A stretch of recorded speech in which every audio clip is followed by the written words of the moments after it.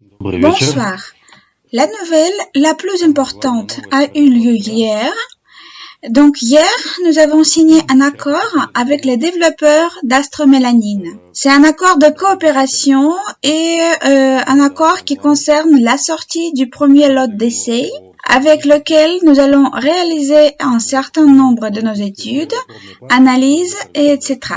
Et je pense que ce sera prêt au début de février, comme on m'a dit. En conséquence, nous menons nos propres recherches et après cela, nous passerons à la prochaine étape de coopération. Nous allons conclure probablement un accord pour une société commune où on va choisir un autre format de relation. Maintenant, tous les points ne sont pas encore prêts pour nous, pas encore discutés. Mais la communication a déjà commencé et la coopération est déjà commencée aussi. Le contrat lui-même est sur 4 pages, détails, cachets et tout le reste. Nous avons donc déjà fait le premier pas dans cette direction. Probablement tout le monde a déjà vu, ou presque tout le monde a vu, que aujourd'hui sur notre site web, ils ont téléchargé des informations sur le plan d'affaires de la société et en ce qui concerne Astromélanine. Je vais probablement juste faire une petite présentation sur le plan d'affaires et en conséquence, il y aura des questions et des réponses et tout le reste. Alors, allons-y. J'ai des indices ici car il y a beaucoup de textes et il est problématique de tout mémoriser. Le médicament Astromélanine a été développé par le cardiologue soviétique Lak Valentina Pavlovna en 1969. À la suite de ce développement, une thèse de 578 pages sur le pigment mélanon de la levure noire antarctique a été rédigée en 1970. Des études sur la substance astromélanine ont été menées par les plus grands scientifiques dans le domaine de l'oncologie en Russie, aux États-Unis, en Corée du Sud et au Japon. Astromélanine a reçu des avis positifs et le soutien des chefs de 3 centres oncologiques en Russie. Ici, nous avons un document. Alors maintenant, je vais le rapprocher. C'est une lettre pas très bien visible, qui est adressée au premier président de la Fédération de Russie, Boris Nikolaevich Yeltsin, qui était signé par le directeur du Centre russe de recherche sur le cancer de Blokhine, l'académicien Trapeznikov, directeur du diagnostic expérimental et de la thérapie des tumeurs du Centre russe de cancer de Blokhine, docteur en sciences médicales, académicien de RNTA Baryshnikov, directeur du Centre de radiologie médicale, académicien aussi directement de RAMN, le responsable du programme de Astromélanine. Ici, si on lit le texte, disons, le point principal, les principaux avantages d'Astromélanine dans le traitement de néoplasmes malins sont son action prolongée, l'absence d'effets secondaires prononcés et le soulagement de la douleur intense. En outre, un prix de revient bas peut conférer au programme une efficacité économique, c'est-à-dire que l'action et l'efficacité économique étaient déjà, disons, justifiées par les plus grands oncologues de la Fédération de Russie. Une étude menée par un médecin de renommée mondiale, Van Hoff, directeur de l'Institut de développement de médicaments et de thérapie contre le cancer à San Antonio, Texas et États-Unis, a montré que lorsque elle est exposée pendant 6 jours, l'astromélanine supprime complètement la croissance des cellules cancéreuses du sein humain. L'astromélanine n'est pas toxique et ne provoque pas d'effets secondaires sur d'autres organes et systèmes du corps humain. Ceci, c'est un bref aperçu du médicament lui-même. Il a un puissant effet anticarcinogène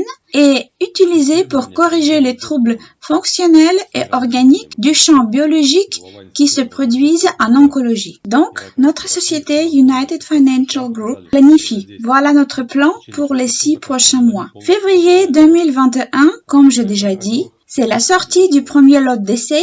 d'astраmélanine et le début des tests biologiques du produit. En mars-avril 2021, nous prévoyons de lancer la production à petite échelle de médicaments, puis la certification et le début des ventes d'astраmélanine. Dans ce cas, nous prévoyons de procéder à la certification en tant que complément alimentaire. Dans quel pays nous allons commencer la certification? Je ne peux toujours pas vous le dire. Il est possible que ce soit le Kazakhstan, peut-être la Biélorussie, la Russie, je voulais dire, peut-être le Kyrgyzstan. C'est ce que les experts nous recommandent, alors nous irons probablement dans cette direction. De plus, après la certification, nous attendons déjà la création d'un réseau de concessionnaires en Europe, c'est-à-dire que cela est également inclus dans les plans. Nous allons sélectionner des revendeurs dans les pays européens qui, sur la base de la certification déjà faite ici, pourront obtenir la certification pour un complément alimentaire déjà en Europe. Et pour qu'en Europe, je commence déjà à construire un réseau de concessionnaires pour la vente et la vente de ce médicament. Très probablement, l'entreprise sera un fabricant ou un vendeur officiel. Probablement, l'entreprise sera enregistrée dans certains pays européens. De plus, nous avons marqué juin-août comme préparation des essais cliniques sur l'astраmélanine. Nous avons également cette tâche prioritaire. La raison pourquoi est que si ce médicament est en cours d'essai clinique et il devient officiellement un médicament, il sort déjà à un autre niveau qui est complètement différent. Disons le niveau qui est différent parce qu'il y a d'autres ventes, promotions et utilisations. C'est-à-dire, il sera déjà recommandé dans les établissements médicaux et en conséquence, le statut du médicament et le statut du fabricant respectivement augmentent immédiatement de plusieurs fois par rapport au fait qu'il ne s'agissait que d'un complément alimentaire. Passons à la diapositive suivante.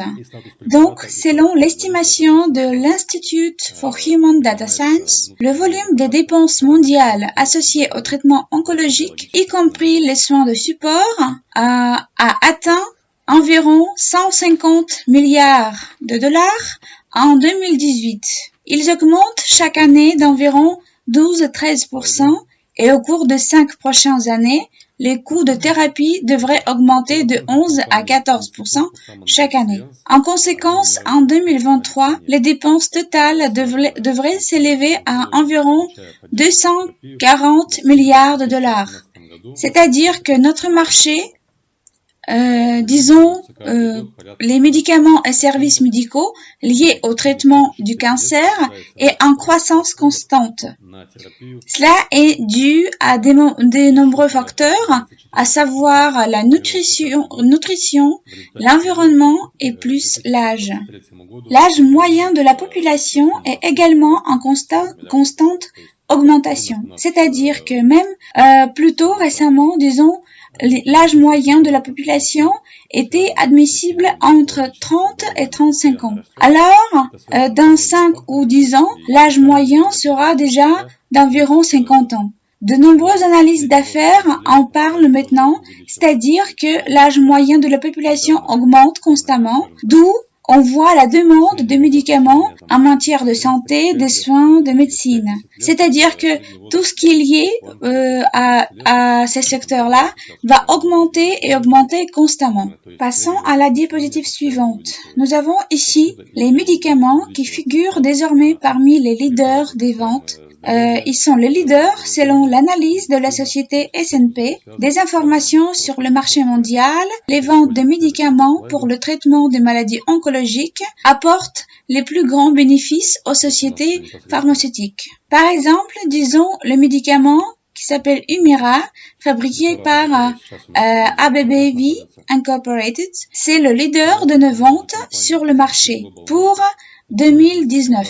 Les chiffres 19,17 d'un milliard de dollars, c'est-à-dire plus de 19 milliards de dollars ont été apportés par les ventes de ce médicament à cette société. En deuxième lieu, nous avons le fabricant de médicaments qui s'appelle Keytruda. fabricant qui s'appelle Merck & Company. Les chiffres, c'est 11,1 milliards de dollars. Et en troisième lieu, nous avons maintenant le médicament qui s'appelle Avastin, fabricant Roche Holding, c'est 7 et 12 centièmes de milliards de dollars par an. À condition que notre société, avec le médicament Astramélanine, ne détient qu'1% de ce marché, alors le volume des ventes sera supérieur à 1,5% de milliards de dollars. Compte tenu du nombre total de parts d'investissement, c'est 2,4 milliards de dollars, avec la vente de 1,55 milliard de dollars.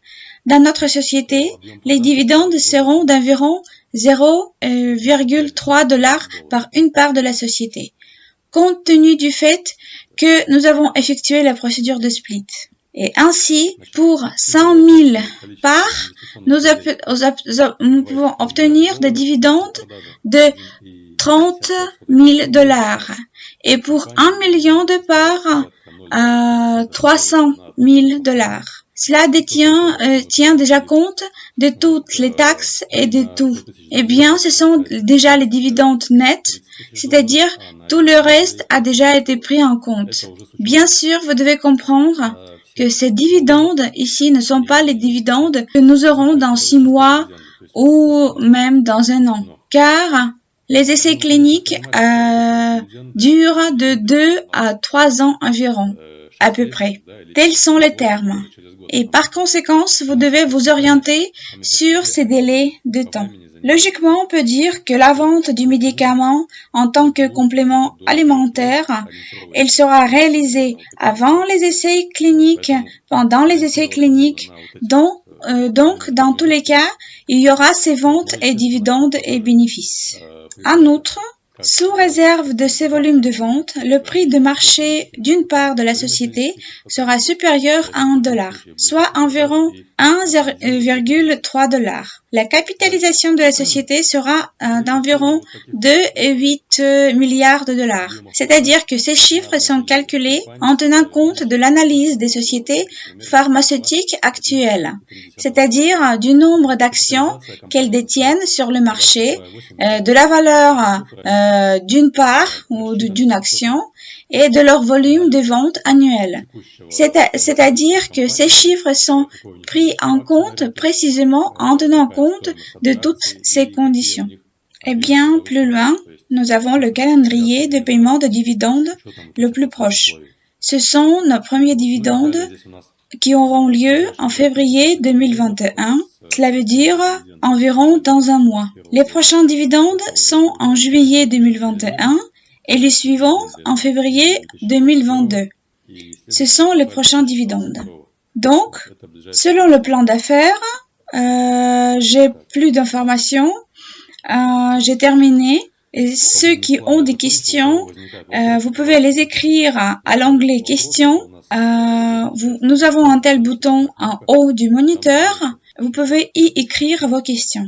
Il y avait des questions de la part de nos partenaires et investisseurs concernant les dividendes et les impôts. En ce qui concerne le paiement des impôts sur les dividendes, ici, notre société a déjà payé des impôts car maintenant, elle est dans la zone du système d'imposition simplifiée et donc, chaque année financière est commencée par un paiement d'une somme forfaitaire qui comprend toutes les taxes, donc les impôts sur la société, mais ce sont des impôts exactement sur le bénéfice de la société, qui se rapportent au bénéfice de la société. Chaque investisseur qui reçoit un bénéfice sous forme de dividende sous le régime fiscal est responsable lui-même. C'est-à-dire, l'entreprise n'est pas directement responsable de chaque investisseur. Cela a toujours été le cas dans toutes les entreprises.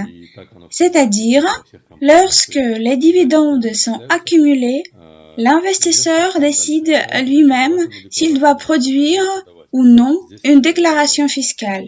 Ici, tout est directement sous la responsabilité de l'investisseur lui-même. Pour ma part, Je ne peux que dire qu'au stade, à stade actuel, à l'étape actuelle de développement de notre entreprise, aucune information n'est transférée à aucune structure financière, ni à l'administration fiscale, ni à une banque, ni à aucune autre autorité.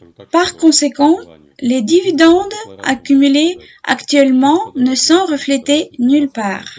Je peux dire que si vous le souhaitez, si vous souhaitez déposer une déclaration, vous pouvez la déposer. Si vous ne le souhaitez pas, vous ne le faites pas. Dans tous les cas, à moins que vous n'ayez à vous rendre vous-même au bureau des impôts et à dire que vous avez reçu une sorte de dividende, bien sûr, l'information n'y parviendra pas. Voilà, c'est ce qui concerne la question fiscale. Le moment suivant, ce sont les packs cadeaux du Nouvel An. Je tiens à dire que le pack de $250, il est fini. Il y en a plus. Le paquet de $500, il n'en reste pas beaucoup non plus. Voilà l'information qui concerne les packs du Nouvel An. Le moment suivant, probablement demain ou peut-être après-demain, nous lançons un très grand concours sérieux avec de bons prix. Le prix comprendra les produits Apple, probablement une montre Apple et des iPhones. Toutes les conditions du concours seront publiées dans nos sources d'information officielles. Alors, restez à l'écoute pour participer à ce concours. Donc, en ce qui concerne les infos, j'ai terminé. Maintenant, vous pouvez passer aux questions. Et la première question est: quel est le coût préliminaire du médicament Astremelanine? Selon les informations dont je dispose maintenant, compte tenu du fait que l'astremelanine a été produite à l'aide de la technologie il y a longtemps, il y a 10 ans, beaucoup de temps s'est écoulé depuis ce moment et la technologie a déjà décemment changé et amélioré. À cette époque, la dose mensuelle d'astremelanine, si je ne me trompe pas, c'était environ 40 000 roubles. C'est pourquoi je pense que ce ne sera pas plus cher que 40 000 roubles. Il est possible que ce soit moins cher, mais je ne peux pas vous le dire avec certitude maintenant. Car, pour le moment, la technologie de production devra être améliorée, on dit comme ça. Les biologistes et les chimistes seront déjà engagés dans ce domaine, en tenant compte des informations dont ils disposent maintenant. Quand commence la publicité sérieuse et les grosses ventes du baume? À chaque webinaire, je réponds toujours à cette question et j'explique que nous ne pouvons pas commencer à vendre officiellement le baume et lancer une publicité parce que nous ne sommes pas entièrement préparés à ce processus. Il y a beaucoup de facteurs qui jouent le rôle, qui sont impliqués dans ce processus, c'est-à-dire les permis de production et les étiquettes mises à jour, car sur l'étiquette que nous avons maintenant, sur la bouteille, il est indiqué « Produit en Géorgie ». En conséquence, il faut changer d'étiquette et cela prend du temps.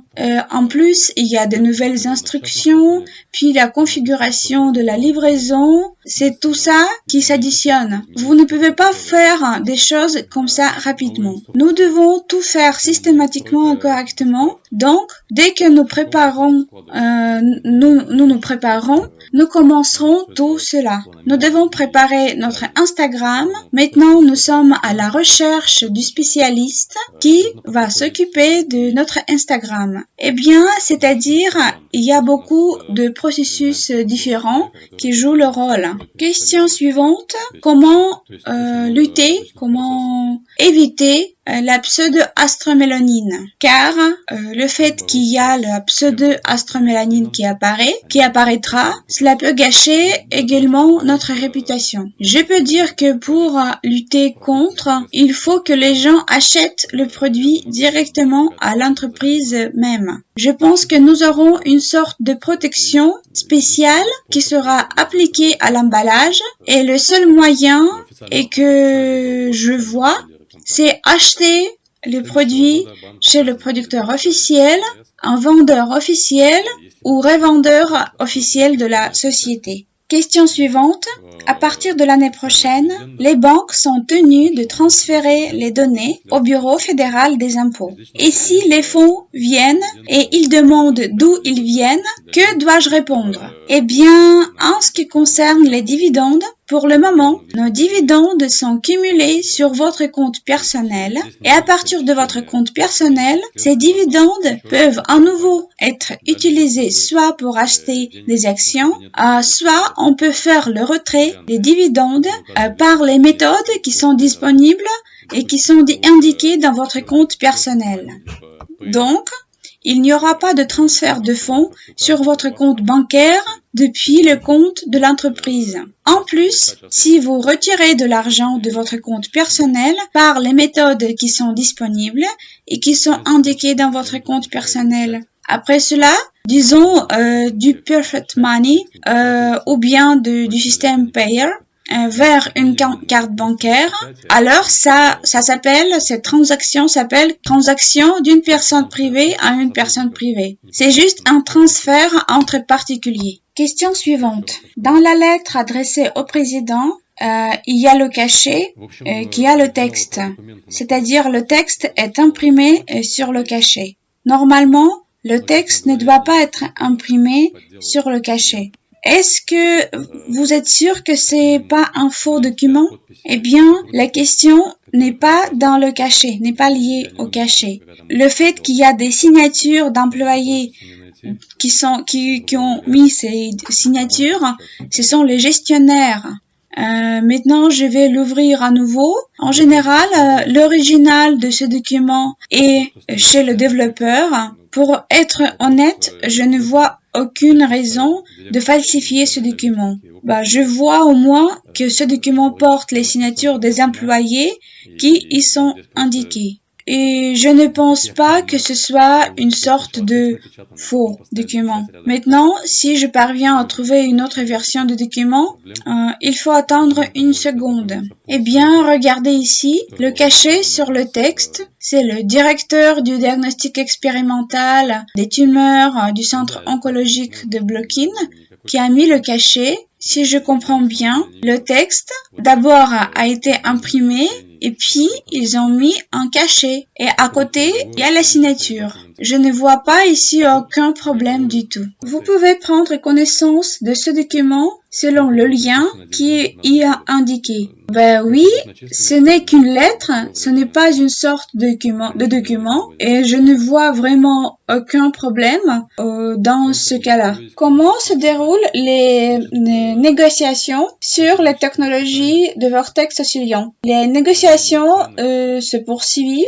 Nous sommes dans le processus. Combien vont coûter les essais cliniques? Pour les essais cliniques, des prix approximatifs, eh bien, environ à partir de 100 millions de roubles. Donc, Astromélanine est un produit prêt à l'emploi. Sera-t-il vendu ailleurs? Sera-t-il vendu uniquement ici? Disons que c'est un produit fini qui a été développé il y a très longtemps, c'est-à-dire il y a plus de 30 ans. Pour le moment, il est vendu nulle part et personne ne le produit. Il est possible que quelqu'un fabrique un produit avec ce nom, je n'exclus pas, c'est tout à fait possible, mais les développeurs eux-mêmes n'ont rien à voir avec cela, car nous avons discuté ce problème avec eux et ils ont dit que le dernier lot a été réalisé il y a plus de 10 ans. Est-il possible de récupérer le BOM après le nouvel an, car la poste est surchargée maintenant? Je pense que cette question n'est pas pour moi, n'est pas adressée.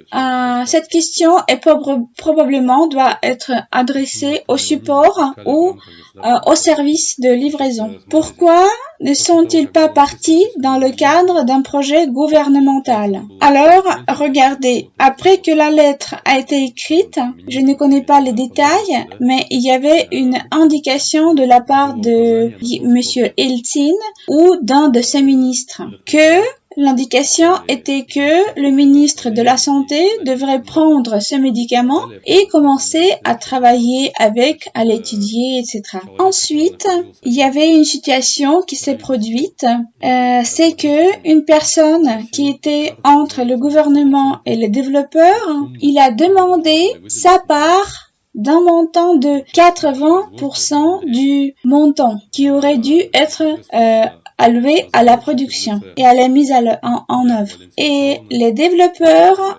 représentés par Liak Valentina Pavlovna, ont abandonné cette méthode d'introduction du médicament au ministère de la Santé. Et donc, tout s'est arrêté là. Voilà une telle histoire. Donc, les questions sont terminées.